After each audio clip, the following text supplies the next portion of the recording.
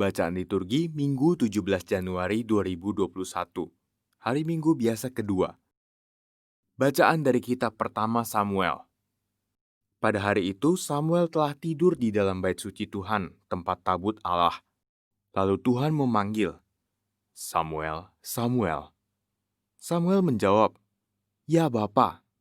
Lalu berlarilah ia kepada Eli dan berkata, "Ya Bapa, bukankah Bapa memanggil aku?" Tetapi Eli berkata, "Aku tidak memanggil, tidurlah kembali." Samuel pergi dan tidur lagi, dan Tuhan memanggil Samuel sekali lagi. Samuel pun bangun lalu pergi mendapatkan Eli serta berkata, "Ya Bapa, bukankah Bapa memanggil aku?" Tetapi Eli berkata, "Aku tidak memanggil anakku, tidurlah kembali." Waktu itu Samuel belum mengenal Tuhan. Firman Tuhan belum pernah dinyatakan kepadanya. Dan Tuhan memanggil Samuel sekali lagi untuk ketiga kalinya. Samuel pun bangun lalu pergi mendapatkan Eli serta berkata, "Ya Bapa, bukankah Bapa memanggil aku?" Lalu mengertilah Eli bahwa Tuhanlah yang memanggil anak itu. Sebab itu berkatalah Eli kepada Samuel, "Pergilah tidur, dan apabila engkau dipanggil lagi, katakanlah, 'Bersabdalah ya Tuhan, hamba-Mu mendengarkan.'" Maka pergilah Samuel dan tidurlah ia di tempat tidurnya. Lalu datanglah Tuhan, berdiri di sana dan memanggil seperti yang sudah-sudah, "Samuel, Samuel." Dan Samuel menjawab, "Bersabdalah ya Tuhan, hamba-Mu mendengarkan." Samuel semakin bertambah besar dan Tuhan menyertai dia. Tidak ada satupun dari sabda Tuhan itu yang dibiarkannya gugur. Demikianlah sabda Tuhan, syukur pada Allah. Mazmur tanggapan, "Aku datang ya Tuhan untuk melakukan kehendak-Mu. Aku datang ya Tuhan untuk melakukan kehendak-Mu. Aku sangat menanti-nantikan Tuhan. Lalu ia menjengukku dan mendengar teriakku minta tolong. Ia memberikan nyanyian baru dalam mulutku untuk memuji Allah kita. Aku datang ya Tuhan untuk melakukan kehendak-Mu. Kurban dan persembahan tidak Kau inginkan, tetapi Engkau telah membuka telingaku. Kurban bakar dan kurban silih tidak Engkau tuntut. Lalu aku berkata, 'Lihatlah Tuhan, aku datang.' Aku datang ya Tuhan untuk melakukan kehendak-Mu. Dalam gulungan kitab ada tertulis tentang aku. Aku senang melakukan kehendak-Mu ya Allahku. Taurat-Mu ada di dalam dadaku.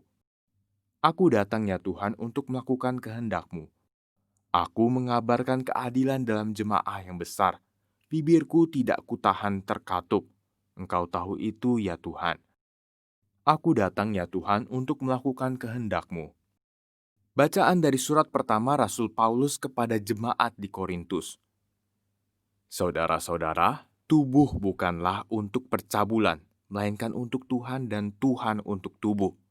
Allah yang membangkitkan Tuhan Yesus akan membangkitkan kita juga oleh kuasa-Nya. Tidak tahukah kamu bahwa tubuhmu adalah anggota Kristus? Siapa yang mengikatkan dirinya pada Tuhan menjadi satu roh dengan Dia. Jauhkanlah dirimu dari percabulan.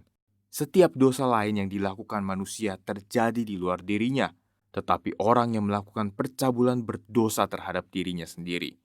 Atau tidak tahukah kamu bahwa tubuhmu adalah bait Roh Kudus yang diam di dalam kamu, yaitu Roh Kudus yang kamu peroleh dari Allah, dan bahwa kamu bukan milik kamu sendiri, sebab kamu telah dibeli dan harganya telah dibayar lunas. Karena itu muliakanlah Allah dengan tubuhmu. Demikianlah sabda Tuhan, syukur kepada Allah. Haleluya, haleluya. Kami telah menemukan Mesias yang artinya Kristus. Kasih karunia dan kebenaran datang oleh Yesus Kristus. Haleluya. Inilah Injil Yesus Kristus menurut Yohanes. Dimuliakanlah Tuhan. Sekali peristiwa, Yohanes berada di tempat ia membaptis orang di sungai Yordan, sedang berbincang-bincang dengan dua orang muridnya. Ketika melihat Yesus lewat, Yohanes berkata, "Lihatlah anak domba Allah." Mendengar apa yang dikatakan Yohanes, kedua murid itu pergi mengikuti Yesus. Tetapi Yesus menoleh ke belakang, melihat bahwa mereka mengikuti Dia. Yesus lalu berkata kepada mereka, "Apakah yang kamu cari?" Kata mereka kepadanya, "Rabi, di manakah engkau tinggal?" Yesus berkata kepada mereka, "Marilah dan kamu akan melihatnya." Mereka pun datang dan melihat di mana Yesus tinggal, dan hari itu mereka tinggal bersama-sama dengan Dia. Waktu itu kira-kira pukul 4. Salah seorang dari kedua murid yang mendengar perkataan Yohanes lalu mengikut Yesus adalah Andreas, saudara Simon Petrus. Andreas mula-mula bertemu dengan Simon, saudaranya, dan ia berkata kepadanya, "Kami telah menemukan Mesias," artinya Kristus. Lalu Andreas membawa Simon kepada Yesus. Yesus memandang dia dan berkata, "Engkau Simon, anak Yohanes, engkau akan dinamakan Kefas," artinya Petrus. Demikianlah Injil Tuhan, terpujilah Kristus.